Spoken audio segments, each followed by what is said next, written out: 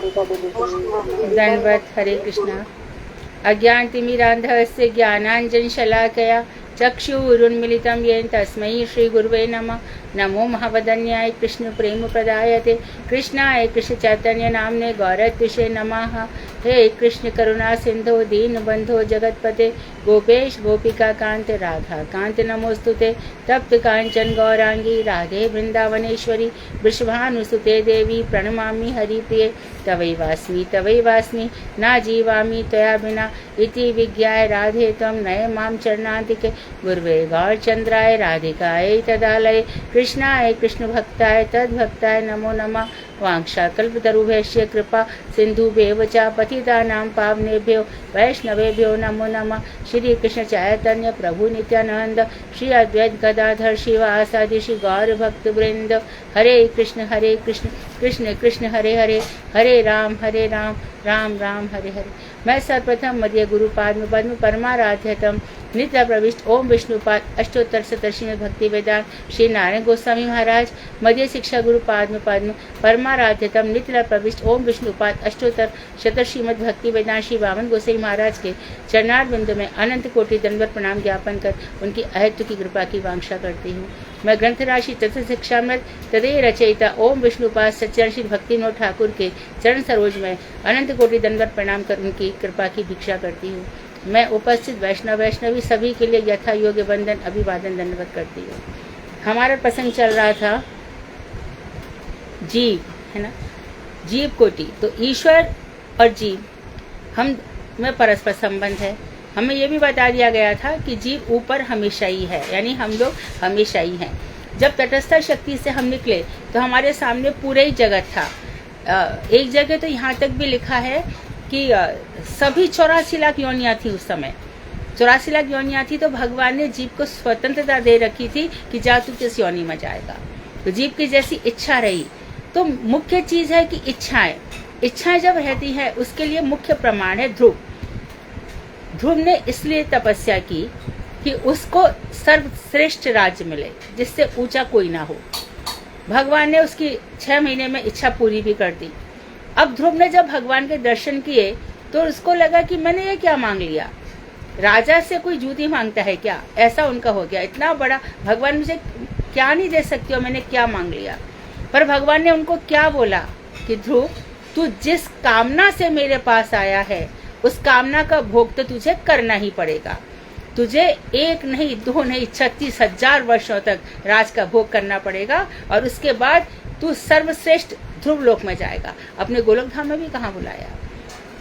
तो हम लोगों का क्या होता है, वेदांत कहता है जिसकी जैसी इच्छा होती है भगवान उन इच्छाओं को अवश्य ही पूरा करते हैं। वो अलग बात है कि इस जन्म में या दूसरे जन्म में या तीसरे जन्म में जितने भी जीव हैं इस समय, अमीर हैं गरीब हैं, जो भी हैं, इच्छा पूरी कर रहे हैं अपनी। तो यदि उन्होंने सत्कर्म करके इच्छा पूरी करना चाहा तो उनको अच्छी गति मिल गई है। लेकिन इच्छा पूरी करने के लिए उन्होंने दुष्कर्म किए हैं, इसके लिए उनको बुरे जन्म मिलते हैं। वो अपंग बन के पैदा होते हैं कैसे भी करके, क्योंकि उन्होंने अपनी इच्छाओं को पूरी करने के लिए दूसरों को दुख दिए। कुछ भक्तों के जीवन में ऐसा भी होता है जहाँ पे दूसरे उनको दुख देते हैं, परंतु भक्त क्या सोचते हैं, कुछ मेरा इसका पहला कुछ बाकी था जो निकल गया। अभी बहुत बड़े आचार्य हुए हैं, उनका उम्र था 94 साल। 1-1.5 महीना पहले उन्होंने नित्य धाम में चले गए। वो तो उनके पास एक स्त्री फूट कर रो रही थी कि उसकी एक जो जेठानी है वो दिन रात उसे इतना त्रास देती है, हमेशा उसको सुनाती रहती है और करीब उसके विवाह को 30 वर्ष हो गए, लेकिन एक दिन ऐसा नहीं हुआ कि उसने उसको सुनाया नहीं। तो हम बैठे थे वहां पे, उन्होंने उसका उत्तर यही दिया कि जन्म जन्मांतर के तेरे जो प्रारब्ध थे वो मिटा रही है। वो वाणी के द्वार से ये तेरे सारे प्रारब्ध निकाल रही है। तो तुझे क्या करना चाहिए, एक कान से सुन के दूसरे को निकाल देना चाहिए और हरे कृष्णा जाप करना चाहिए। तो जीव को जब अपनी चेतना का बोध होता है तभी तो भक्ति होती है। तो जब जीव समझता है कि अरे मैं कितना जी लूंगा, कितनी जी लूंगी, ये मेरे जीवन में आए ऐसे। सुबह बात करते करते देखो अभी 1 घंटा भी हो जाएगा, शाम भी हो जाएगी, सुबह भी हो जाएगी। चीजें चलती रहेंगी, रुकने वाली नहीं है। कभी सुख कभी दुख आते ही रहेंगे। तो जो महान व्यक्ति हैं, जिन्होंने अपनी आत्मा का उद्धार कर लिया, वो इसमें अटकते ही नहीं है। वो जानते हैं कि ये सब शरीर के हैं, मन के हैं। मन को मैं नहीं सोचूं कि इसमें दुख है तो दुख है ही नहीं, मन को नहीं सोचूं तो इसमें सुख है सुख है।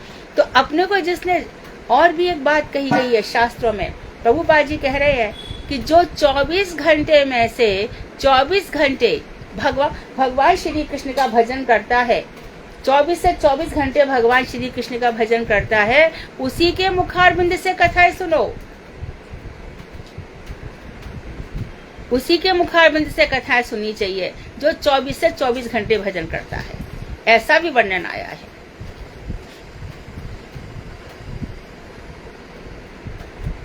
तो अभी हम ये चेतन शिक्षामृत पढ़ रहे हैं। सुंदर, बहुत सुंदर ग्रंथ है।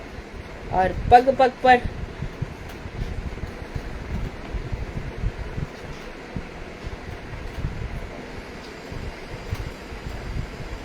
कौन सा पेज है? दीदी हरे कृष्णा 259 नहीं दीदी, वो आधा ही हुआ था। 5 प्रकार के नरजीवन आधा ही हुआ था। अच्छा अच्छा, 250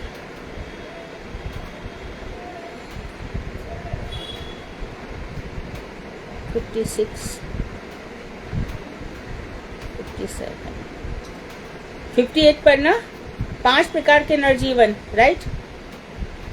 जी दीदी एक बार हाँ, समझा दीजिए। अच्छा ठीक है। तो नर शरीर में मुकुलित चेतन, मुकुलित यानी कि कली, अभी कली खिली है, उसकी चेतना थोड़ी सी खुली है। पूर्ण रूप से तो चेतन जीव हो जाएगा ना, वो किसी की परवाह नहीं करता। उसके रोम रोम से गीता निकलती है। कितना भी त्रास आ जाए, वो प्रहलाद को याद करेगा, वो ध्रुव को याद करेगा, वो गोपियों को याद करेगा और हरे कृष्ण के जीवन निकाल देगा। वो रुकेगा ही नहीं। कितना भी कोई परेशान कर ले, वो झुकेगा ही नहीं। वो तो जानते हैं मूर्ख है, अपना कर्म बना रहा है, मेरा क्या ले रहा है, मेरे शरीर पे गया, मेरी इंद्रियां तो भगवान के चिंतन में लगी चुकी हैं। दीवालों को यदि मारो तो दीवालों पे क्या फर्क पड़ेगा? तो भक्तमाल उठा करके पढ़ लो। एक एक जीव की ऐसी ही कथा है। तो जीव बिल्कुल भी इस चीज को सीरियस नहीं लेते। उनके साथ कौन दुख दे रहा है, कौन। मेरे भक्तों की पहचान यही है कि हर हालत में मुस्कुराते रहते हैं। अभी हम यहाँ पे, मैं वृंदावन में थी तो मैं वहाँ गई थी रघुनाथ भट्ट गोस्वामी की समाधि पे। तो वहाँ मैं उनके स्वामी मिली थी महंत जी से। तो वो बोल रहे थे कि आपके मठ में बहुत मंजरी भाव पे बड़ी बातें होती है। तो मुझे लगा वो आगे क्या कहना चाहते हैं, मैं शांत रही। तो उन्होंने कहा देखिए, मंजरी भाव में जब तक संपूर्ण सौंदर्य का, संपूर्ण माधुर्य का, संपूर्ण लावण्य का और संपूर्ण कमनीयता का बोध नहीं होगा तो आप मंजरी भाव कभी समझ नहीं सकेंगे। अभी यहाँ पर मंजरी भाव बोला और उसके बाद फिर खाने पीने, हंसी मजाक में उसकी बुराई, पॉलिटिक्स में लग गए। तो कैसे मंजरी भाव का कहाँ असर है? आप लोग नहीं समझते। आप लोग लाख गुना ऊपर पहुंच चुके हो, क्योंकि आप पॉलिटिक्स से दूर हो, आप पद प्रतिष्ठा से दूर हो। आपको कुछ नहीं चाहिए, आपको भजन ही करना है। तो अभी भजन करते करते मुझे लगे कि मैं किशोरी जी की किंकरी बन जाऊं, मैं रूप गोस्वामी का अनुगत्य में रूप मंजरी बन जाऊं। परंतु वहां पे कितना सौंदर्य का साम्राज्य है। किशोरी जी के कुंज में कोमल कोमल कलियों के समान सब सखियां हैं। वहां पर परम लावण्य है, जैसे चंद्रमा से लावण्य निकलता रहता है, ऐसे किशोरी जी की सब मंजरियों से लावण्य निकलता रहता है। सब सुकुमार है, कोमल है। तो ये सब हमारा ही स्वरूप है, लेकिन हम उसको पहचान नहीं पा रहे, क्योंकि संसार के दुखों से दुखी और संसार के सुखों से सुखी हो रहे हैं। संसार से जिस समय ऊपर उठ गए, ये सब हमारे लिए तो है, ग्रंथ हमारे लिए तो लिखे गए हैं। ये सब जो संत वाणी है वो हमारे लिए तो है। वो तो अपना उद्धार करके चले गए। अब हमसे कह गए कि देखो हम तो कर चले, अब तुम भी कर लो। तो ये एक तो है मुकुल चेतन, जिसकी चेतना थोड़ी ही जागी है। और इसके बाद है विकसित चेतन, जिसकी चेतना थोड़ा और विकास हो गया है, और पूर्ण विकसित चेतन श्रेणियों के बद्ध जीवों का उल्लेख किया गया है। उनके उदाहरण अत्यंत सहज है। नर जीवन के प्रति दृष्टिपात करने पर सहज रूप में देखे जा सकते हैं। तो मनुष्य जीवन, बार बार उन्होंने 5 प्रकार का कई बार उठाया, फिर से कह रहे, आपको भी याद होगा सबको। नीति शून्य जीवन, जिसकी जिंदगी में कोई नीति नहीं है। इसको मारो, उसको मारो, इसको लूटो, इसका ये करो, वो करो, ना उसको स्त्रियों के प्रति ममता है, ना पुरुषों के प्रति आदर है, ना कोई कुछ भी नहीं है। चोर, लुटेरे, डाकू जो मन है ये करते हैं। नीति शून्य जीवन है। दूसरा है केवल नैतिक जीवन, और वो सोचते हैं कि भैया मैं अपने सिद्धांत पे चलता हूँ, मैं बड़ों का आदर करता हूँ, छोड़ो, लेकिन भजन का दूर दूर तक उसका कोई रिश्ता नहीं है। और तीसरा प्रकार का जीवन होता है सेश्वर नैतिक जीवन। ये लोग ईश्वर को तो मानते हैं, लेकिन ईश्वर का वास्तविक स्वरूप क्या है वो नहीं मानते। कोई शक्ति है जो संसार चला रही है, ये सेश्वर नैतिक जीवन है। चौथा है साधन भक्त जीवन। ये जो धाम है ना, ये मृत्यु लोक तो है ही, यहाँ पर सबको मरना है और हम सब जन्मते मरते रहते हैं, लेकिन साथ ही साथ में ये साधन धाम भी है। ये साधना का धाम है, इसलिए अच्छा भी है, क्योंकि ये धाम में हमारा जन्म नहीं होगा। फिर से देखो, मैं बार बार कहती हूँ, क्यों कहती हूँ कि याद रखो, हम सब अपने कर्मों के संस्कार लेकर के मरते हैं। तो भगवान हम पे दया करते हैं कि अब कब तक मरा रहेगा, चलो इसको एक मनुष्य जन्म दे दूं, भजन कर लेगा, अपना उद्धार कर लेगा, मेरे लोकों में आ जाएगा। इसको अनुशयी जीव कहते हैं, जो संस्कार लेकर के पड़ा हुआ है। फिर हम आ जाते हैं संसार में, तो ये साधन धाम है। कर्म प्रधान विश्व रचि राखा, जो जस कीन तस फल चाखा। यहाँ पहले भी बता दिया गया, कर्म अनादि है, कोई कर्म का फल, यदि हम सोचे हम किसी के साथ चतुराई कर रहे हैं, चालाकी कर रहे हैं, होशियारी कर रहे हैं, वो अपने ही लिए फल बो रहा है। बोए पेड़ बबूल के तो आम कहाँ से होए। हमारा कोई कुछ नहीं बिगाड़ रहा है। यदि हमारे साथ कोई छल कपट कर रहा है, वो अपने लिए कर रहा है, हमारे लिए नहीं। इससे कभी भी चिंता मत करना कि वो हमारे साथ ऐसा कर रहा है। आपको तो हंसते रहना चाहिए, मुस्कुराते रहना चाहिए। और ये हो गया तीसरे प्रकार का जीवन। चौथे प्रकार का और पांचवा है भावभक्त जीवन। ये भावुक भक्त होते हैं। अच्छा, भाव आसक्ति में तो बताया, कैसे बताया, जड़ भरत जी का आसक्त हो गए हिरण में, उन्होंने उनको संभाल लिया, भगवान ने एक जन्म दे दिया हिरण का, अब तू संभल जा। फिर ऐसा भजन किया, ऐसा भजन किया, संसार में कौन क्या बोल रहा है, बहरे बन गए। किसी को कोई जवाब देना है, अपनी अकड़ दिखानी है, मैं कितना सुना सकता हूँ, बहरे एकदम गूंगे बन गए। मैं क्यों कर्म दोष बनाऊं, तूने बोला गुरुदेव के, मैं गुरुदेव के वचन बोल रही हूँ, उसने दिया, हमने लिया ही नहीं, चीज उसके पास वापस चली गई। कोई कुछ भी बोले, कुछ भी कहे, तो ये भावभक्त जीवन है। अब बता रहे हैं कि नीति शून्य जीवन और केवल नैतिक जीवन में, ये हमने पढ़ा तो था लेकिन फिर भी पढ़ रहे हैं, ईश्वर चिंतन या ईश्वर विश्वास नहीं होता। नीति शून्य में तो ईश्वर का विश्वास नहीं है, और केवल नैतिक जीवन में भी ईश्वर का विश्वास नहीं है। अब जो सेश्वर नैतिक जीवन है, जो ईश्वर को मानते हैं और नीतियों को भी मानते हैं, धर्म पे चलते हैं, वो जीवन 2 प्रकार का है, कल्पित सेश्वर जीवन और वास्तव सेश्वर नैतिक जीवन। तो इसमें बताया था, उस दिन भी बताया था कि नीति शून्य जीवन, केवल नैतिक जीवन और कल्पित सेश्वर नैतिक जीवन, इनमें मुकुलित चेतन जीव की स्थिति होती है। तो जो 5 प्रकार के जीव है, मुकुलित, विकसित, पूर्ण विकसित, आच्छादित चेतन, संकुचित चेतन, तो पेड़ पौधे जीव जंतु हो गए। तो नीति शून्य, जिनके अंदर कोई नीति नहीं है, उनके लिए ना कोई माता है, ना पिता है, ना भाई, ना बहन, अपना मतलब सिद्ध करना है। जो बंजारे लोग घूमते हैं, डाकू, चोर, लुटेरे होते हैं, भील इत्यादि होते हैं, ये वही लोग होते हैं। और केवल नैतिक जीवन, जो बस नीति पे चलो, हमने ये बार बार स्पष्ट किया है। और कल्पित सेश्वर नैतिक जीवन, जरा इसमें पानी भर देना। कल्पित सेश्वर नैतिक जीवन, तो इनमें मुकुलित चेतन जीव की स्थिति होती है। इनमें मुक्ति तक मनोवृत्ति परिलक्षित होती है। तो मुकुलित चेतन क्या सोचता है, मेरे को छुटकारा मिल जाए। मानो कोई व्यक्ति हमें दुख दे रहा है, हे भगवान कब इससे मुक्ति मिलेगी। पर ऐसा भी हमें सोचना चाहिए कि मैंने पूर्व जन्म में इसके साथ क्या किया था जो मेरा एक शत्रु बन करके आ गया।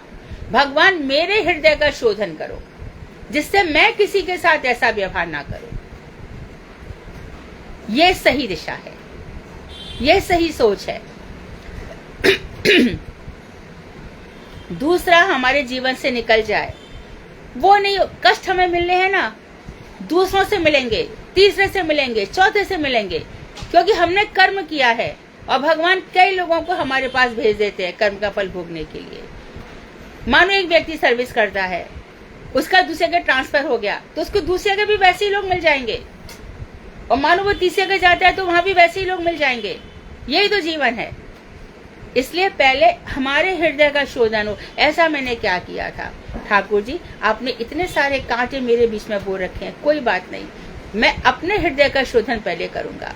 क्या जिसने मेरे साथ किया है मैं अपना भोग लूंगा, रिटर्न में नहीं दूंगा उसके साथ। इसने मेरे, ये जाने इसका परिणाम जाने, इसका फल भोगे, ये जैसा भी है। कोई मुझसे कहता है ये बड़े अन्याय करते हैं। अरे दिन भर अन्याय के लिए सोच, मैंने ऐसा क्या किया जो ये ऐसा सोचता है? तो हमें अपने आप का सुधार करना बहुत जरूरी है। निर्मल मन जन सोए मोहे पावा। निर्मल मन का क्या अर्थ है? निर्मल मन का यही अर्थ है कि काम, क्रोध, मद, लोभ, मोह, ईर्ष्या, आसक्ति, ये सब हमारे मन से हट जाए। ये निर्मल मन है। नाम जपते ऐसे नहीं होगा।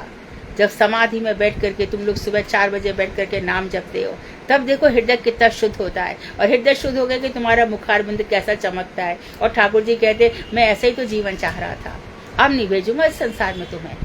तू कितना सुधर गया है, कितना अच्छा हो गया, ऐसी बात है। उसकी तुलना में इसलिए नर, उसमें मुक्ति तक मनोवृत्ति परिलक्षित होती है। मन की भावना मुक्ति तक दिखाई देती है मुकुल चेतन में। इनमें उससे उच्च वृत्ति का कोई परिचय नहीं मिलता। मुकुल चेतन बस यहीं तक जाता है। उसको दुखों से छुटकारा चाहिए, गरीबी से छुटकारा चाहिए, रोग से छुटकारा चाहिए, इतना ही चाहिए। तो ईश्वर क्या होता है वो ये नहीं जानता। अब बता रहे कि इससे जो ऊंची वृत्ति है उसका कोई परिचय इसमें मिलता नहीं है। इसलिए नर चेतन जिस सीमा तक समृद्धि योग्य है, उसकी तुलना में इन तीनों अवस्थाओं में स्थित चेतन केवल मुकुलित हुए हैं, प्रस्फुटित नहीं, यही सिद्धांतित होता है। इसलिए नर की जो चेतना है जिस सीमा तक बढ़ सकती है, उसकी तुलना में इन तीनों अवस्थाओं में अर्थात आच्छादित चेतन, संकुचित चेतन, मुकुलित चेतन, इसमें केवल वो मुकुलित हुए हैं, खिले नहीं है। जीवन का कुसुम खिला नहीं है, जीवन का फूल खिला नहीं है। जीवन का फूल जब खिलेगा, जब आप जहां जाओगे वहां सुगंध बिखरोगे, वहीं जहां पे भी आप रहोगे सुगंध। कोई ये नहीं कहेगा कौन आ गया, अरे ये तो वही है जो ऐसा करती थी, ये तो वही है जो ऐसा करता था, अरे हटो सामने से। और बताऊं, जिसने आपके प्रति अपराध किया है ना, वो एक बार मुंह मोड़ेगा, 2 बार मुंह मोड़ेगा, 3 बार, चौथी बार आपके चरणों में आके गिरेगा। आप उसको इग्नोर करना शुरू करो। जो आपके साथ जो कर रहा है वो वही भोगेगा, आप चिंता मत करो। और भी घर में ऐसी सी समस्याएं होती हैं, जब वो तो भजन कर रहे हैं लेकिन कोई बेटे के रूप में, कोई बहू के रूप में बड़ा दुख देते हैं, बड़ा त्रास देते हैं। वो इसलिए दे रहे हैं कि उनसे मन मत लगाओ। ऐसा लगा लो कि कोई बेटा बेटी अगले जन्म में हम रहे ही नहीं, भगवान जन्म दे तो अपने जीवन के लिए, हमारी भक्ति के लिए ही जन्म दे। मैं संसार बसाऊंगा ही नहीं। मकड़ी अपना जाल फैलाती है, उसी में खुद ही फंस जाती है, मैं ऐसा जीऊंगा ही नहीं। यदि किसी के घर में त्रास दिया जा रहा है, बहू के रूप में, सास के रूप में, बेटा बेटी के रूप में, वो इसीलिए कि इस संसार से मुख मोड़ लो। बहुत से ऐसे लोग भी हैं जिनकी वजह से घर चलता है, और उसी को तो डरो मत, आपको टैकल करना आना चाहिए। मानो कोई सास है, उसको हर महीने पेंशन भी मिलती है, और बहू उसको दुख दे रही है क्योंकि वो वृद्ध है। वृद्ध होने पर भी याद रखो, नाम के चितबल में बहुत शक्ति है। हाथ में डंडा लेके बात करो। आप ही की कमाई और आप झुकोगे क्यों? कभी झुकना नहीं है, कभी डरना नहीं है। आपको मोह है, आसक्ति है, इसलिए आप झुकते हो। जिस दिन मोह टूट गया वो सब आपके चरणों में पड़ जाएंगे। आप ऐसा करके तो देखो। भगवान ने अपने भक्तों के लिए बड़े विधान रच रखे हैं। घबराने की कोई जरूरत नहीं है किसी को भी। एक भी व्यक्ति घबराएगा नहीं। पैसों से जीवन नहीं चलता। हम जाएंगे तो पैसे का, अरे तुम जहां जाओगे वहां तुम सुख मिला तो 10 जगह से सुख मिलेगा, और दुख मिलेंगे तो भरे पूरे परिवार में भी दुख मिल जाएगा। चलते रहने दो ना, सुख दुख क्या फर्क पड़ता है। भजन नहीं छूटना चाहिए। बीत राग भय क्रोध, भगवान, यदि तुम भगवान के हो तो 3 बात मानो। किसी से आसक्ति नहीं है, बीत राग आसक्ति नहीं है, किसी से डर नहीं है, और किसी पर क्रोध भी नहीं करना है। ये लिख के रख लो अपने हृदय के रजिस्टर में, ना आसक्ति, ना भय, ना क्रोध। तो अब बोलते हैं कि मुकुलित हुए हैं, पूर्ण रूप से जीवन खिला नहीं है। वास्तव शैश्वर नैतिक जीवन में चेतन पुष्प के प्रस्फुटित होने की उन्मुखता लक्षित होती है, लेकिन जो शेश्वर, जो ईश्वर को मानते हैं, उनका जीवन खिल गया है। उनके नैतिक जीवन में जो चेतना रूपी फूल है, पुष्प है, उसका वो प्रस्फुटित हो गया है, वो खिल गया है। उसकी उन्मुखता लक्षित होती है, क्योंकि उसमें ऐसा विश्वास पैदा हो जाता है कि सबकी सृष्टि करने वाला, सबके पालन करने वाले, सबको कंट्रोल करने वाले कोई एक परम पुरुष अवश्य हैं। उसको भी देखेंगे, मुझे भी देखेंगे। घबराने की जरूरत नहीं है। स्थितियां आएंगी। ठाकुर जी का स्वभाव ही है परीक्षा लेने का। तो परीक्षा ले, हमारा भी स्वभाव है परीक्षा देने का। हमारे सामने तो सीता जी भी खड़ी है, अग्नि परीक्षा दे रही है। तो किशोरी जी भी खड़ी है, जिनको छोड़ छोड़ के बार बार जाते हैं। कौन घबराता है? कृष्ण को कंट्रोल करने से कोई भक्त घबराता नहीं है। परंतु उस समय भी वह पुष्प प्रस्फुटित नहीं होता, यानी पूरा नहीं खिलता। जो ये समझ रहे हैं कि एक ईश्वर है जो हमें चला रहा है। साधन भक्ति में जीवन में पहले श्रद्धा, निष्ठा, रुचि, कौन है? श्रद्धा, निष्ठा, रुचि और आसक्ति रूप पंखुड़ियां खिलने लग जाती हैं। तो इन्होंने बताया कि जब पुष्प खिलेगा तब आपके अंदर एक पंखुड़ी खिलेगी श्रद्धा की, एक निष्ठा की, एक रुचि की, एक आसक्ति की। उसके बाद अनर्थ निवृत्ति, ये सब पंखुड़ियां खिलने लग जाएंगी। पूर्ण रूप में खिल जाने पर ही भाव भक्त का जीवन आरंभ होता है।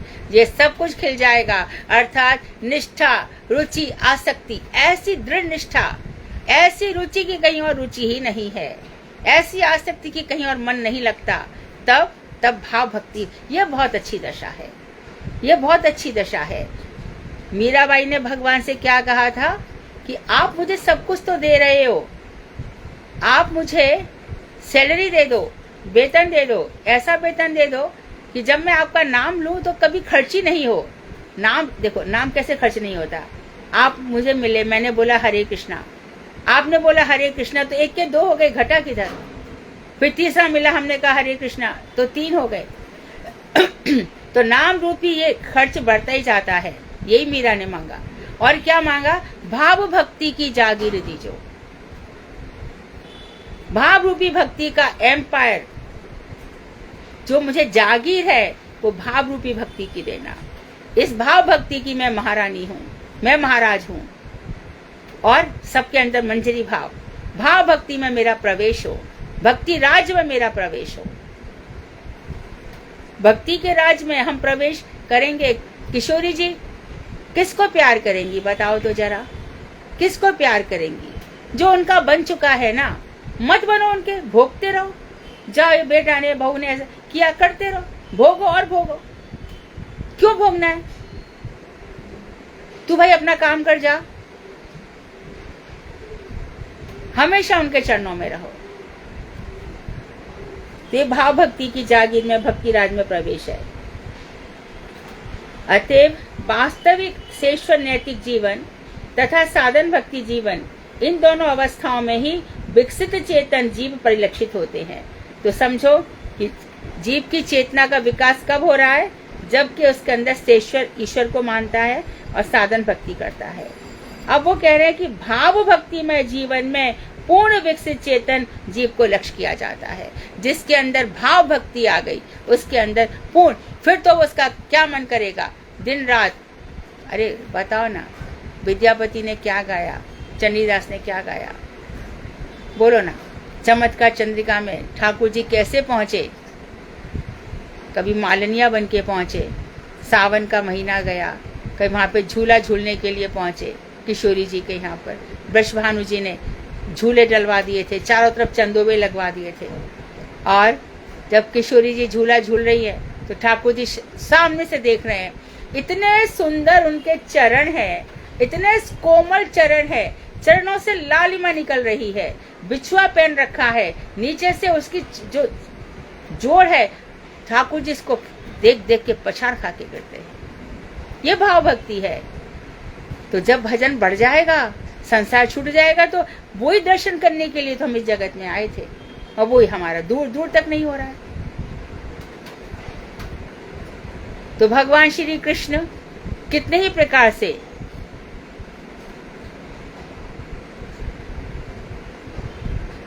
और भगवान की बंशी वो तो बज रही है नित्य निरंतर, हमें सुनाई नहीं पड़ रही। कैसी रात बजे, दिन बजे, रात बजे, सारी सारी रात बजे बंसुरी। किसको सुनाई पड़ रही है? जिसका हृदय स्वच्छ साफ निर्मल हो गया है।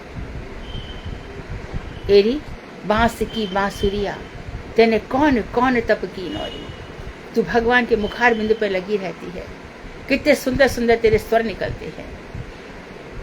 जब बांसुरी की धुन कान पर है, कुल कान ही और तज भाजत है। जब ये बांसुरी की ध्वनि कानों में पड़ती है, तब कुल की मर्यादा नहीं रहती। कौन माता, कौन पिता, कौन बेटा, कौन बेटी, कौन सास ससुर, बस वहीं पर। अरे कोई क्या बिगाड़ लेगा? और किसने बिगाड़ लिया आज तक भक्तों का? एक भी तो उदाहरण दे दो। तो भाव भक्ति में डूबकर ये गोपियों ने भी वही कहा, ये प्रेम की बातें हैं उधो, बंदगी तेरे बस की नहीं है। तुम प्रेम की बातों को उद्धव क्या समझोगे? तो वहां ज्ञान की गुदरी के एकदम क्या ज्ञान लेकर के आए? ब्रह्म की उपासना करो। तो क्या तड़ाके से जवाब मिला, ये उद्धव, ये ब्रह्म कौन से देश में रहता है? और तू जिस ब्रह्म को हमारे हृदय में बसाना चाहता है, एक हो तो सो गया श्याम संग को अपराध है ईस। जो हमारा एक मन था वो तो शाम के संग चला गया। अब तेरे ब्रह्म की उपासना करने के लिए हम दूसरा मन कहां से लाएं? यह भाव भक्ति है। दिन रात भगवान का भजन, और इस माला में हर एक मोती में, हर एक मोती में फिर दिन रात तुम्हारी माला चलेगी, तुम्हारी भगवान श्री कृष्ण की लीलाएं चलेंगी। रूप कृपा क्या है? रूप गोस्वामी पे हमने 3 दिन तक खूब कथाएं सुनी। रूप कृपा क्या मिली? रूप कृपा तो यही है कि मंजरी भाव जाग जाए, परकिया भाव जाग जाए। जब देखो भाव भक्ति की पराकाष्ठा, जब किशोरी जी ने राज छोड़ दिया और राज छोड़ करके अकेले चली, भगवान श्री कृष्ण मिल गए उनके साथ, आगे साथ साथ, दोनों साथ साथ चले, तो किशोरी जी में स्वकीय भाव आया। क्या भाव आया? जब भगवान ने कहा कहाँ चलोगी? जहां तुम्हारी इच्छा है वहां ले चलो। भगवान ने कहा ऐसी बात है? भगवान ने कहा ये स्वकीय रस हो गया, ये मुझे अपना सब समझने लगी है, पर मैं चाहता हूं कि परकीय रस होना चाहिए। अर्थात अपना पति हो, अपना सास ससुर सब हो, गुरुजन बैठे हो, और मिलने के लिए जो मुश्किलें हो रही हैं, उसके बाद जो मिलन में रस आता है, तो इस समय तो स्वतंत्र मिल रही है। ये गुरुजी विदेश में सुना रहे थे इंग्लिश में, तो वहां पे तो वे स्वतंत्र मिल रही है और उनको कोई रोक टोक नहीं है। तो भगवान बोले नहीं, ऐसे में आनंद नहीं आएगा। रसस्तु परिक्याम, रसस्तु परिक्याम, रसस्तु परिक्याम। शंकर जी यहीं पे तो हार गए। पौर्णमासी देवी ने उनको चुनरी भी पहना दी, लहंगा भी पहना दिया, सजा भी दिया, रूप भी दे दिया। बस इतना ही पूछा उनसे, तुम्हारे पति कौन है? तो घबरा गए। लक्ष्मी जी से भी वो कहती गोपी बनूंगी, गोपी बनूंगी। गोबर था, अच्छा गोबर भी था आप लूंगी, किसी ग्वाल से ब्याह करना पड़ेगा, वो मैं नहीं करूंगी। ये बहुत लास्ट पराकाष्ठा है। तो रूप गोस्वामी के भजन करते करते करते इस पराकाष्ठा तक हमें पहुंचना है। सारे उदाहरण हमारे सामने हैं और इसी अवस्था को बताया गया चेतना की पूर्ण विकास की अवस्था हमारा, क्योंकि इस अवस्था में संसार खो जाता है, मन भी हमारा नहीं रहता, हम सब कुछ शुद्ध भूल गए।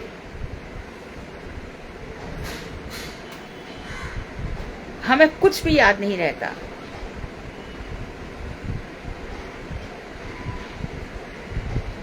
ईश्वरी जी बार बार कृष्ण को याद करती हैं और उधर कन्हैया भी, उनका भी यही हाल होता है। यहाँ तब भी सबसे कह लेते हैं, वहां किससे कहें? वहां तो उद्धव जी मिले बस, जो उनको समझ सकते थे। मुझे बार बार याद आती है वहां की, जमुना कछारन की, रंग रस रारन की, विपिन बिहारन की, हास होम सावती। जमुना के किनारे पर जो हम बिहार किया करते थे, जो हम भद्रबन, तालबन, बिहार बन में हम बिहार करते थे, उसकी मुझे याद आती है। ये यहां तक पहुंचना है, यही तो भजन है। तो भजन करके क्या, किस लिए भजन कर रहे हैं हम? क्या चाहिए हमें? मरणशील नश्वर जीवन में सभी नश्वर वस्तुओं के लिए कोई क्यों भजन करेगा? जो चीजें मरणशील है, सब कुछ खाली हाथ आए हैं, खाली हाथ जाएंगे। तो भजन करने का तात्पर्य क्या है? इसी जन्म में गोलोक धाम की प्राप्ति हो, ऐसा शुद्ध भजन होना चाहिए। तो भक्ति विनोद ठाकुर कह रहे हैं, जब ऐसा हमारा भाव आ जाएगा तो पूर्ण विकसित चेतन होगा।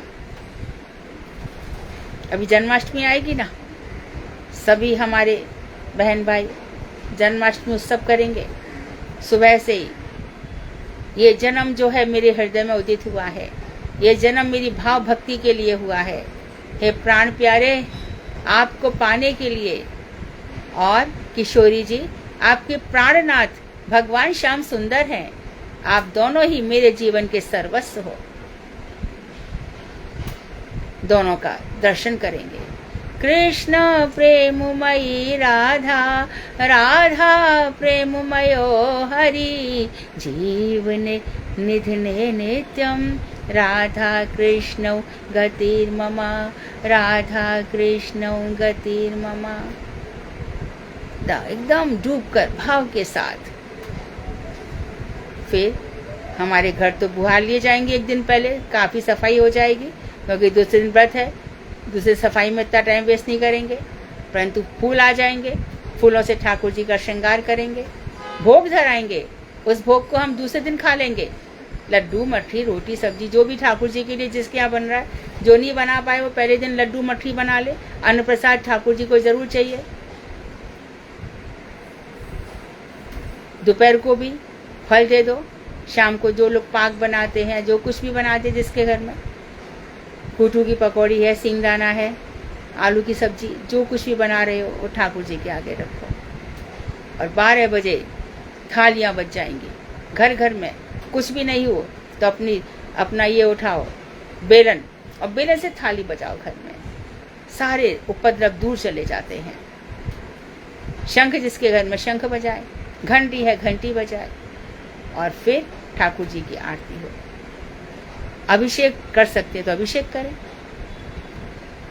उस दिन ठाकुर जी का ही दिन है। देखो, तुम्हारे संस्कार, तुम्हारे प्रभाव से तुम्हारे आसपास के वातावरण में भी भक्ति जागृत हो जाती है। तुम्हारे घर में जितने लोग हैं सब में भक्ति आ जाती है। तुम सबको भक्ति करने भी आए हो, कराने भी आए हो। हमने उनसे प्रश्न पूछा कि महाप्रभु जी के 3.5 भक्त ही क्यों कर। शिकी माहिती की जो बहन है माधवी देवी, उनको आधा क्यों कहा गया। कोई कहता है वो स्त्री में तो स्त्री का तो बाना नहीं है, आत्मा का बाना है। तो उन्होंने कहा कि देखो, वो भजन कर सकती थी, करवा नहीं सकती थी, इसके लिए आधा कहा गया। तो जो भजन कर भी रहे हैं, करवा ही रहे हैं, वो भगवान को बहुत प्रिय है।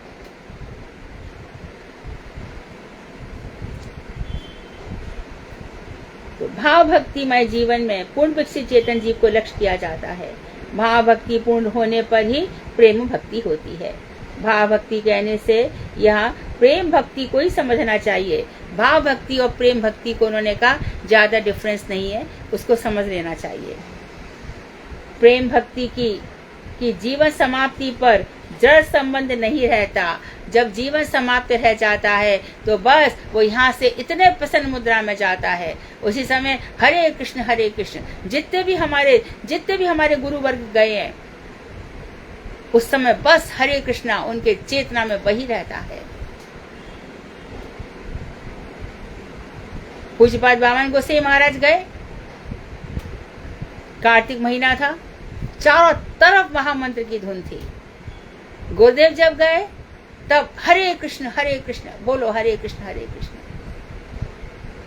सब ऐसे ही चले गए। हमारा भी तो जीवन ऐसा होना चाहिए। हमें कौन सा यहाँ पे क्या करना है।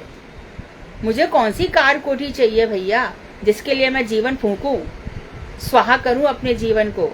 इन इच्छाओं की आग में कौन जलेगा। हम तो यहाँ त्याग करने आए हैं। त्यागत परम शांति, त्याग से परम शांति है। हम सेवा करने आए हैं। हम सेवक हैं किशोरी जी के। हम भावों के सेवक हैं। हम गुरु वैष्णवों के सेवक हैं। सेवा ही हमारी वृत्ति है। सेवा से तो भक्ति बढ़ती है। भक्ति लता का जो बीज है, जो बोया जाता है, उसका जो बढ़ाई है वो सेवा से ही होती है। तो किशोरी जी की सेवा कैसे होगी? भजन करके। हरि गुरु वैष्णव की सेवा तुम कई बार बता चुके हैं।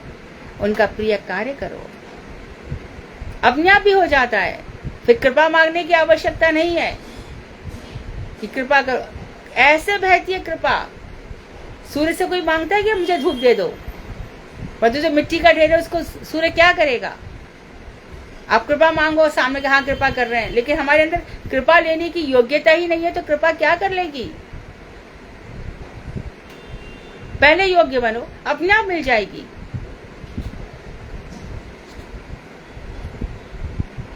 तो कोई जड़ भक्त संबंध नहीं रहता। उस समय जीव बद्ध मुक्त होकर शुद्ध धाम में निवास करता है। तब वो शुद्ध धाम में निवास करता है। अब यहाँ पर बता रहे हैं स्वधर्म अनुभव, अपने धर्म का अनुभव। इतना सुंदर ग्रंथ है ना ये।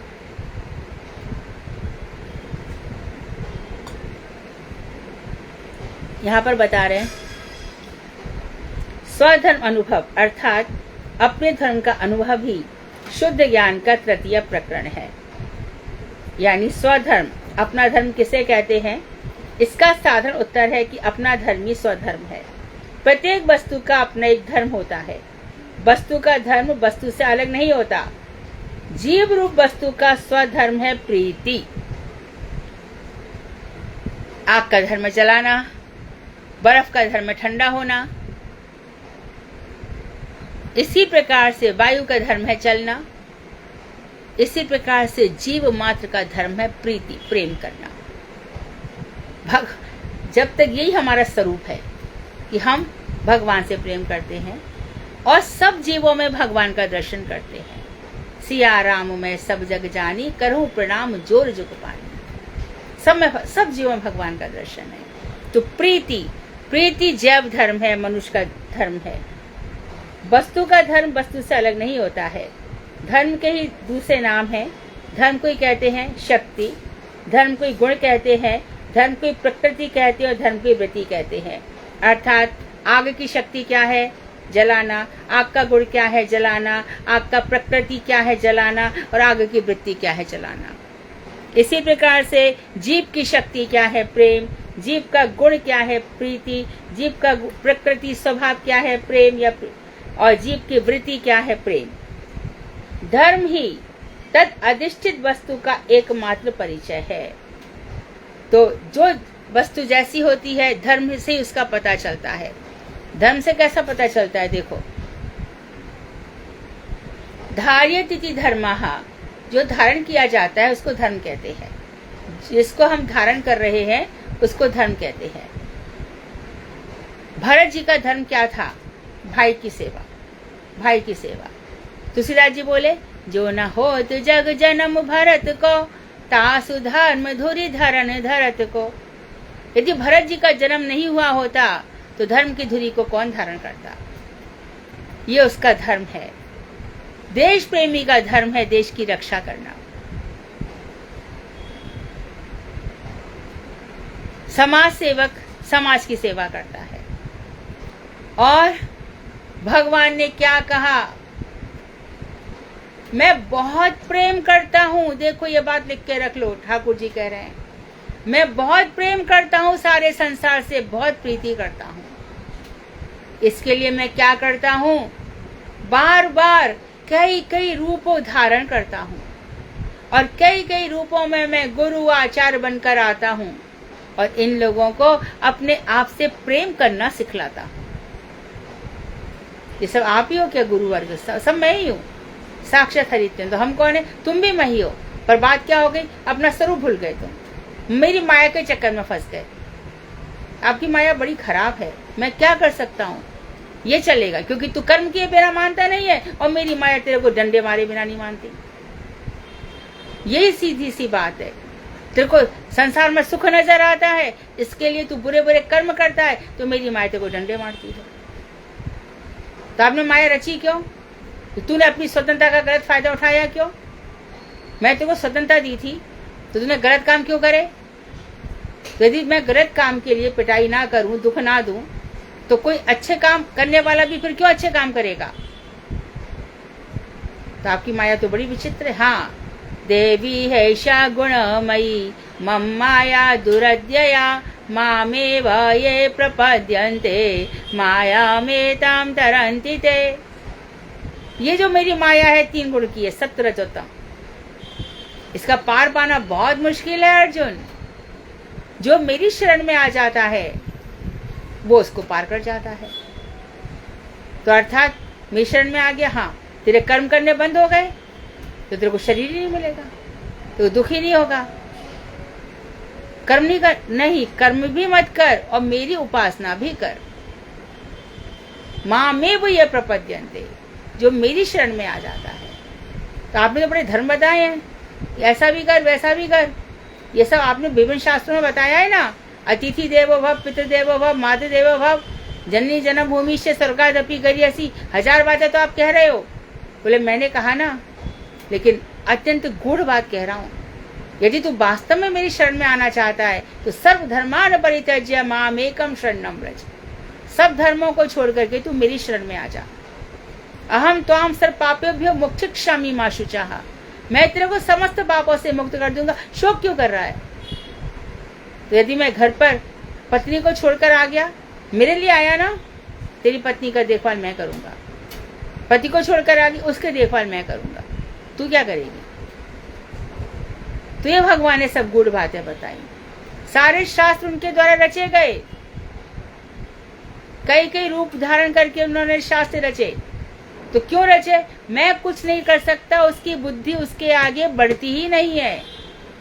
उसको गरुड़ पुराण बहुत अच्छा लगता है, शिव भक्तों को शिव पुराण बहुत अच्छा लगता है। तो श्रीमद् भागवत तो आपने कहा अमल पुराण है, इसमें ना ये सात्विक है ना तामसी राजसी है। हाँ, श्रीमद् भागवत अमल पुराण है।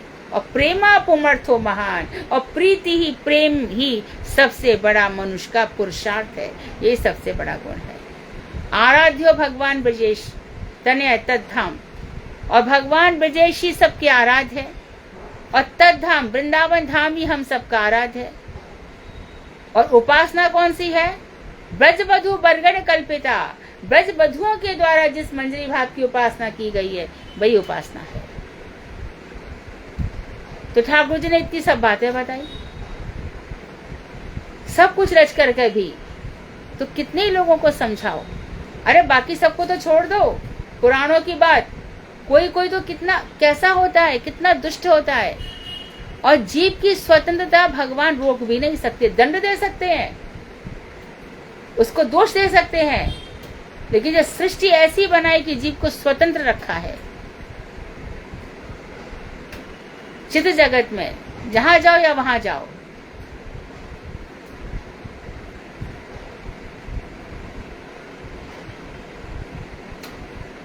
अग्नि क्या चीज है इसे जाना नहीं जाता, परंतु दग्ध करना, जलाना, उत्ताप ताप प्रदान करना और प्रकाश करना, ये अग्नि के धर्म है। चीजों को प्रकाशित करना, अग्नि ये 3 काम करेगी। जलाएगी, ताप प्रदान करेगी, ठंडी आ जाए आग कितनी अच्छी लगती है, और प्रकाश देगी। इनके द्वारा ही अग्नि रूप वस्तु का परिचय प्राप्त होता है। यदि कोई यह कहे कि धर्म या गुण के अतिरिक्त कोई वस्तु ही नहीं है, तो इस विषय में यह दोष है कि एक साधारण आधार के बिना 2-3 धर्म एकत्र नहीं हो सकते।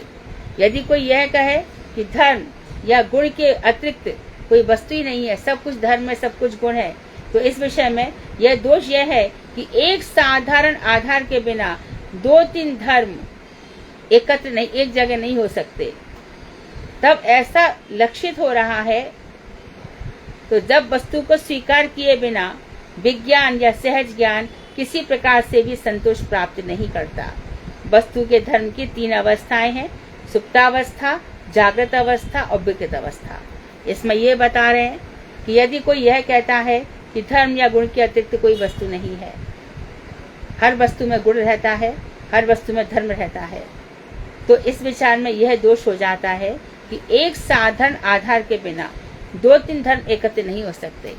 2-3 धर्म जब इकट्ठे होंगे, कोई एक आधार होना चाहिए। एक आधार के, जैसे कि अग्नि है, 3 धर्म हो गए उसके, ताप भी दे रही है, प्रकाश भी दे रही है, इसी प्रकार से जला भी रही है। इसी प्रकार से चंद्रमा है, चंद्रमा क्या कर रहा है? दिन भर जो थका हुआ मजदूर है वो बाहर जा करके सोएगा, और हम लोग और जो लोग एसी में जा के सड़ के सोते हैं, एक वो सुबह उठते हैं और एक जो इसमें उठता है, चांदनी रात में सो के उठता है। दोनों की ताजगी में जमीन आसमान का अंतर होता है। दिन भर पसीना बहाकर जो सोया, दिन भर भजन करके, दिन भर भगवान का स्मरण करके जो सोया, एक उसकी नींद देखो, और एक कितना सब यहाँ पिक्चर भागा, वहां मोबाइल में जाने क्या क्या देखा, इधर एक उसका चेहरे पे 12 बज रहे होते हैं, चिंताओं से त्रस्त होता है, फ्रस्ट्रेटेड होता है, डिप्रेस्ड होता है, कैसा उसका जीवन होता है।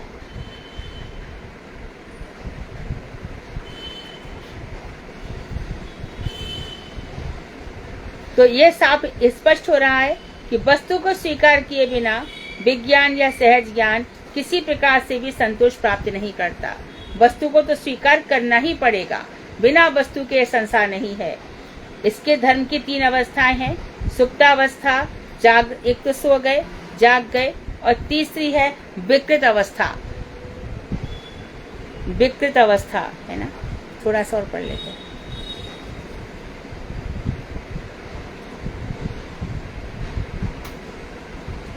अदरवाइज आज विश्राम देते हैं। वांछा कल्पतरुवैश्य कृपा सिंधुवेव च पतितानां पावनेभ्यो वैष्णवेभ्यो नमो नमः।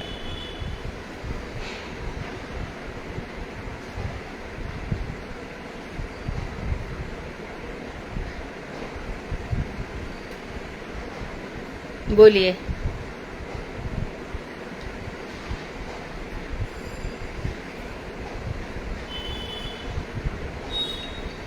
हरे कृष्णा, कुछ तो बोलो।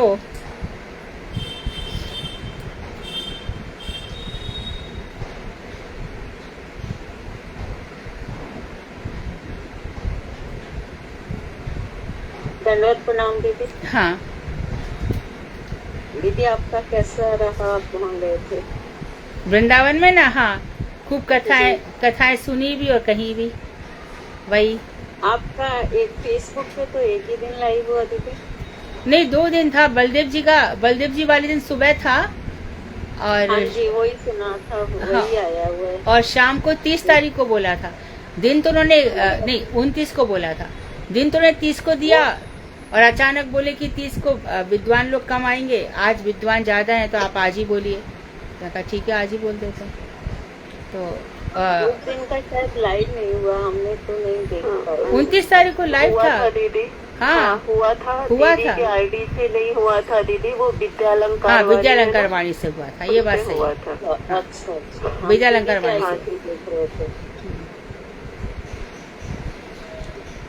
बलदेव जी की कथा सुनी, कितने सारे पॉइंट्स हैं। हाँ जी सुनी थी। हाँ, फिर भी और भी बहुत सारे 8-10 पॉइंट और भी बोले जा सकते थे, पर फिर मैंने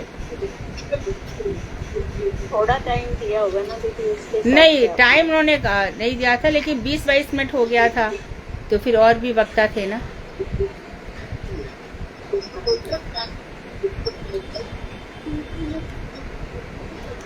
बलदेव तत्व बहुत गूढ़ है, बहुत गहरा है। अखंड गुरु तत्व है ना। अब दीदी आप ना माइक ऑफ कर लो अपना। हाँ, बलदेव जी अखंड गुरु तत्व हैं, उनका जरूर व्रत करके जरूर वो बहुत प्रसन्न होते हैं। हलमूसल से वो इसीलिए हलमूसल धारण किया उन्होंने, हमारे हृदय में सब प्रकार के कलमश हटा करके भगवान श्री कृष्ण की भक्ति जगाते हैं। दीदी जैसे अभी आप कह रहे हो कि शाम को जो भी बनाएंगे आप उसका भोग लगाएंगे, तो रात को जब अभिषेक करते हैं तब भोग नहीं लगाना? तब थोड़ा सा रात को भी लगा देना। अच्छा, वही मतलब जैसे सब में मिलाएंगे नहीं, उसी में से थोड़ा सा लगा हाँ, उसमें से कोई चीज रात को खिला देना, कोई चीज शाम को खिला देना। अच्छा ठीक है, सारा मत रखना उनको। ठीक है, उनको कहना कि अभी रुको, थोड़ा सा और खिलाऊंगी रात को। ठीक है।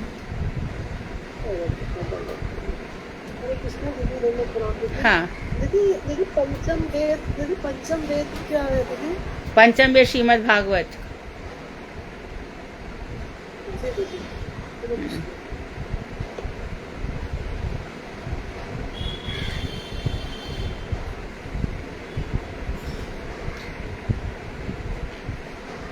और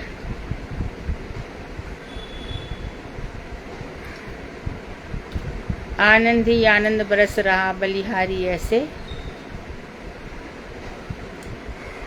मधु दीदी की, गुरुदेव की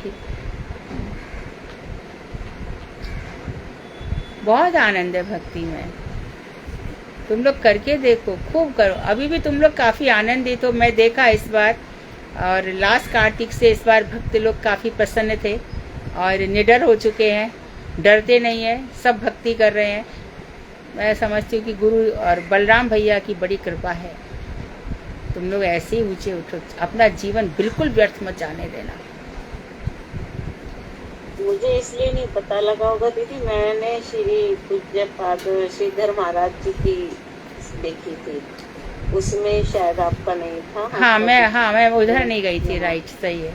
हाँ, विद्यालंकार वाणी। इसलिए नहीं पता लगा।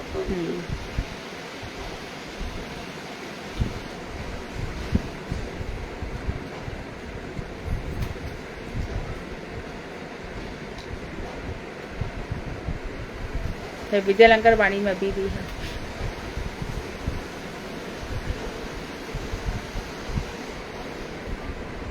रूप गोस्वामी की तुम लोगों ने उत्कलिका वल्लरी पढ़ी है? हरे कृष्णा दीदी, हाँ पढ़ी है दीदी, मैंने पढ़ी है। पढ़ी है ना, पतली सी छोटी सी किताब है, कितनी सुंदर है वो। उसमें उनका क्या था, वो उनके जीवन की अंतिम रचना है। तो एक श्लोक लिखते थे, फिर मूर्छित हो जाते थे। उनको उस धाम की ना वस्तुएं याद आने लग जाती थी, एकदम सब लीला याद आती थी। फिर एक लीला याद करी, उत्कलिका, मतलब बहुत विचलित होकर घबरा कर उन्होंने ये लिखा है। इसलिए बहुत अच्छा ग्रंथ है ये। गुरुदेव भी बहुत प्रसन्न हुए थे। लेकर तो आई हूँ दिल्ली मठ से, लेकिन दीदी अभी पढ़ी नहीं। पढ़ो, खोल के पढ़ो, फिर अगली दफे उसकी एक लीला सुनाना। कल ही सुनाने की हर एक श्लोक में एक लीला है। ठीक है दीदी। एक श्लोक है, देखो उसमें एक श्लोक है कि प्रिया लाल जी है ना, प्रियाजू और अपनी लालजू दोनों चौसर खेल रहे हैं। चौसर खेल के जो राधा जी हैं उनकी हिरणी का नाम है रंगड़ी और ठाकुर जी के हिरण का नाम है कुरंग। तो चौसर में दोनों दांव पे लग गए। रंगनी को ललिता जी लेकर के बैठ गई और हिरण कुरंग को लेकर के मधुमंगल बैठ गए। अब जो हारेगा उसको देना पड़ेगा। तो फाइनली जैसा कि स्पष्ट है कृष्ण हार गए। तो मधुमंगल उसको लेकर के भागा कि मैं हिरण नहीं दूंगा। ललिता जी उसके पीछे पीछे भागी। तब रूप गोस्वामी कह रहे हैं अपनी रूप मंजरी लीला में, ऐसा कब होगा जब मैं इन दोनों का ऐसा दर्शन करूंगा लीलाओं का। मैं तो ऐसा बोलती हूँ कि उत्कलिका बल्लरी सब ले लो और एक ही दिन सब एक एक लीला सुनाओ और फिर जब भजन करोगे तो उस लीलाओं में दर्शन करो। दीदी आपको कुछ बार माधव पतली सी छोटी सी किताब है। दीदी इसमें रूप गोस्वामी ये बोलते हैं कि कब ऐसा दिन आएगा कि जब कृष्ण जी हार जाएंगे और वो जब उधर को मतलब मुंह झुका के बैठेंगे तो मैं उनके ऊपर ताली बजा के उनको चिढ़ाऊंगा, मतलब ऐसे भी एक लीला में ऐसा भी कहा है। बहुत सारे श्लोक है ना दीदी। एक जो कृष्ण और बलराम जी की, जैसे जहाँ पर राधा और कृष्ण होते वहाँ पे बलराम नहीं होते, तो वो कविता कुंज में बलराम जी है क्या? कहाँ पर बलराम जी हैं, कहाँ पर हैं क्या? कविता कुंज में। कविता कुंज क्या होता है? जो आपसे जब शीला माधव महाराज जी पूछ रहे थे कि मधु दीदी कह रही थी कि वो अरे वो मजाक कर रहे थे वो। वो इसका ये है कि जब हम ये कह रहे थे ना कि बलराम जी तो आ नहीं सकते, वो जेठ हैं, तो किसी भी प्रकोष्ठ में बलराम जी नहीं है। गौड़ीय वैष्णवों के मंदिर में, इस्कॉन मंदिर में भी अलग प्रकोष्ठ में उनको रखा है कृष्ण बलराम को, बस साथ में नहीं है। तो वहाँ पर है ना एक कविता दीदी करके हैं वृंदावन में, तो उनके यहाँ पर बलराम जी है उनके यहाँ पर, और बलराम जी काले रंग के हैं। तो बता रहे थे कि कृष्ण काले कहाँ कहाँ पर है। तो मेरे को बोले थे कि आपकी सखी के यहाँ पर भी तो है। तो मैंने कहा वो आपकी भी तो बहन लगती है। ऐसे मजाक चल रहा था। और दीदी वो वाली बात थोड़ी समझ में, जो स्टार्टिंग में महाराज ने बताया था कि बलराम जी की अलग गोपियां और कृष्ण की अलग गोपियां हैं, वो थोड़ा सा एक्सप्लेन कर दो। वो थोड़ा सा डिफिकल्ट है। जब हमने ये थोड़ी रस की बातें हैं।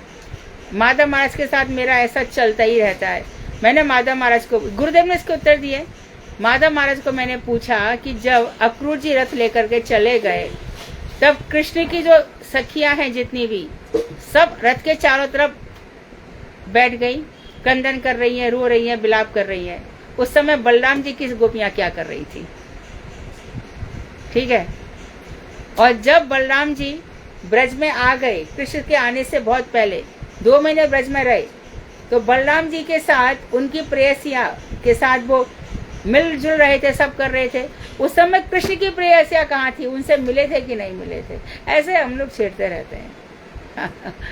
पर थी, कृष्ण की प्रेयसियां भी थी। एक जगह तो मैंने पढ़ा था कि मिले तो थे, हाँ। लेकिन वो मिलन वैसा नहीं था जैसे कृष्ण जी के साथ है।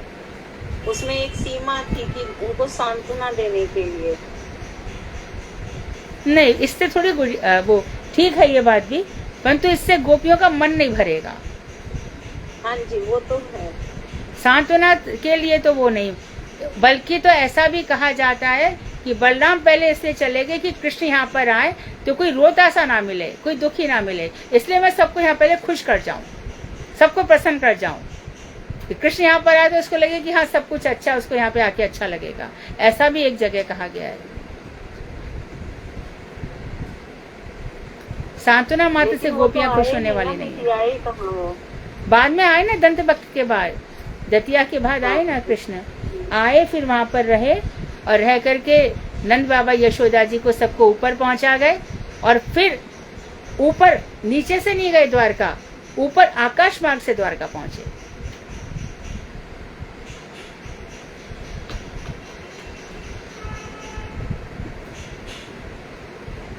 उत्तलिका वल्लरी के लिए तो सुधा दीदी ने कहा था कि दीदी बार बार नाम लेती हैं, ये ले लो ग्रंथ। तब दिल्ली मठ से लिया था, मैं कोशिश करूंगी। कौन सा ग्रंथ? यही, एक तो उत्तलिका वल्लरी और एक और प्रेम संपुट। प्रेम ये समुद्र दो चमत्कार उन्होंने चंद्रिका दिलवाए थे और सब हाँ जी। श्रीमद् भागवत लो, पूरा जीवन अच्छा निकल जाएगा। खत्म हो इसके पहले ले लो, श्रीमद् भागवत पढ़ो दिन रात, तो जब खत्म हो जाएगा मैं पढ़ तो रही हूँ, लेकिन हमारे मठ की नहीं है, मैं लूंगी वो भी। अपने मठ की पढ़ो, अपने गुरुदेव की पढ़ो ना, सिद्धांत में गड़बड़ हो जाएगा नहीं तो। ठीक है। दीदी वो प्रेम संपुट है वो भी बहुत अच्छी है, वो चंद्रिका जो बता दी वो वाली भी बहुत अच्छी है। चमत्कार चंद्रिका में 4 कथाएं हैं और प्रेम संपुट में वो मालिश वाली बनकर जाते हैं कृष्ण। तो उत्कलिका वल्लरी में ऐसे है।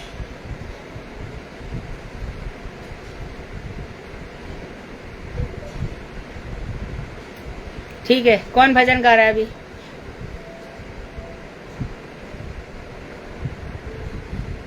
शुरू करो। हरे कृष्ण दीदी। हाँ, आपने एक और कथा बोली थी ना, वो निशांत लीला का जो प्रश्न था कि अभागा क्यों बोलते हैं, ये वाला तो दीदी बहुत अच्छा क्लियर हो गया था, जो मन में संदेह था सबका। हाँ वो अच्छा है। क्लियर हो गया। हाँ, लेकिन साधारण लोगों के लिए कहा जाएगा कि उन्होंने अपना दीनता का भाव प्रकट किया था।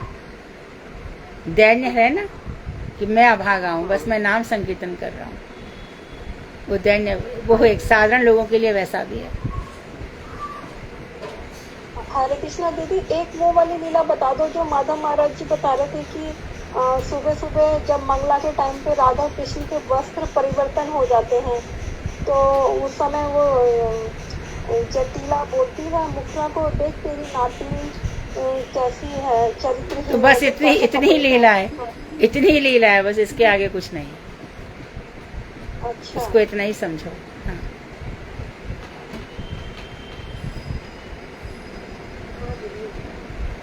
हरे कृष्णा दीदी, एक छोटा सा फीचर। कौन बोल रहा है? हाँ राधा दीदी। हाँ, अनुराधा का। दीदी एक सेकंड। हाँ। दीदी जैसे आप कह रहे हो जटिला तो घर में होती थी, तो वहाँ उस समय जब राधिका चली जाती हैं तो उनको पता नहीं लगता कि राधा घर में नहीं है। तभी तो कृष्ण की यही तो महिमा है। उसका पति भी तो था ना। कुछ ना कुछ परछाई या कुछ रहता होगा ना दीदी उनका, भगवान की इच्छा से ना। के घर में अभी जैसे गोपियों का कहा गया कि जितनी गोपियां रास में आई थी, गोपाल चंपू में जीव गोस्वामी ने साफ लिखा है, वो सारी की सारी योग माया ने उतनी घर में भी उत्पन्न करती थी। जैसे कि हमारे सिद्धदेव सब वहां पर और हम यहाँ पर है, ऐसे कुछ भी हो सकता है। योग माया देवी कुछ भी कर सकती है। ठीक है। और सब गोपियां ऐसे बिना सजे धजे चली गई थी, तो भगवान श्री कृष्ण को रास थोड़ी आ रहा था। किसी को पैर में पाजेब पहनी थी, उसने गले में पहन ली, हाथ में जो पहनना था वो कान में अटका लिया। ऐसे तो योग माया ने सबका श्रृंगार किया है, पहले एक साथ सबका किया है, उसके बाद कृष्ण ने उनके साथ रास किया है। ये क्लियर करना। ठीक है दीदी, अब आप कहिए दीदी। सॉरी। ना, हाँ ठीक है ना। हाँ,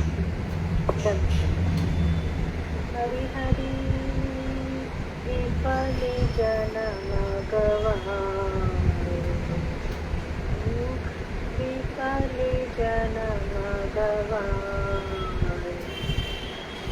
मनुष्य जन्म पाया, राधा कृष्ण ना भजिया, मनुष्य जन्म पाया, राधा कृष्ण ना भजिया, जानिया सुनिया विष आयु, जानिया सुनिया विष खायु, विफले जन्म गवायु, गोलोकीर प्रेमाधना, हरि नाम संकीर्तना, गोलोकीर प्रेमाधना,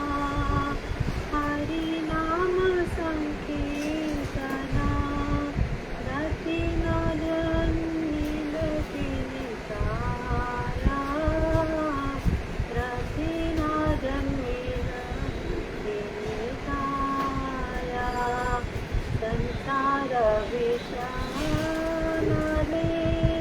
दिवानी श्रीयाजले संसार विषानले दिवानी श्रीयाजले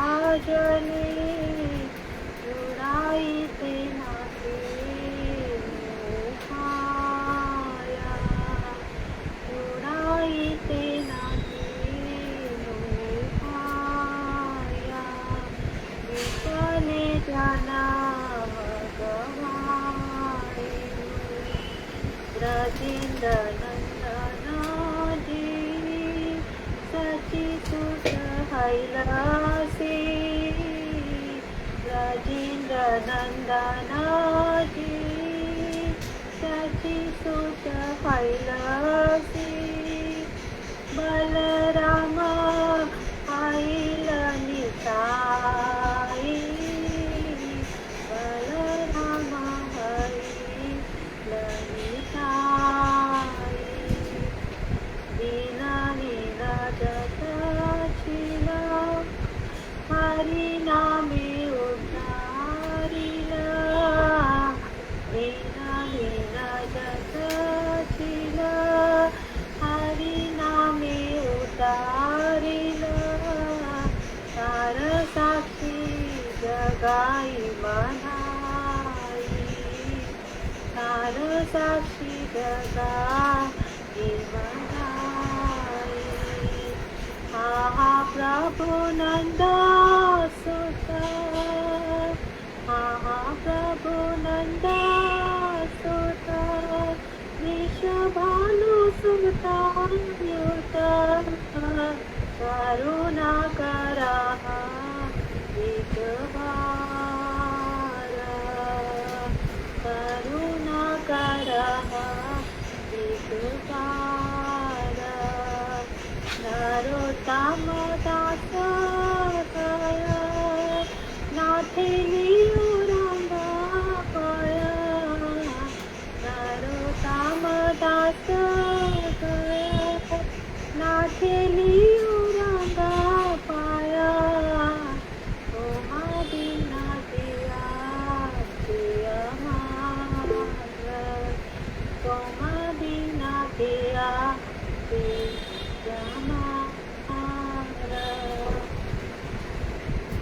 बहुत सुंदर, बहुत बढ़िया।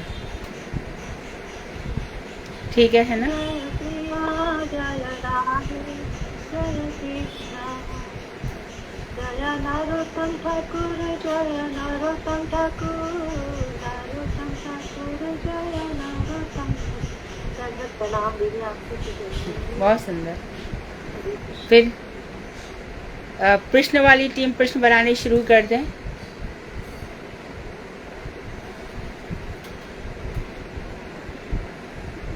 वांछाकल्पतरुभ्यश्च कृपा सिन्धुभ्येव च पतितानां पावनेभ्यो वैष्णवेभ्यो नमः। हाँ,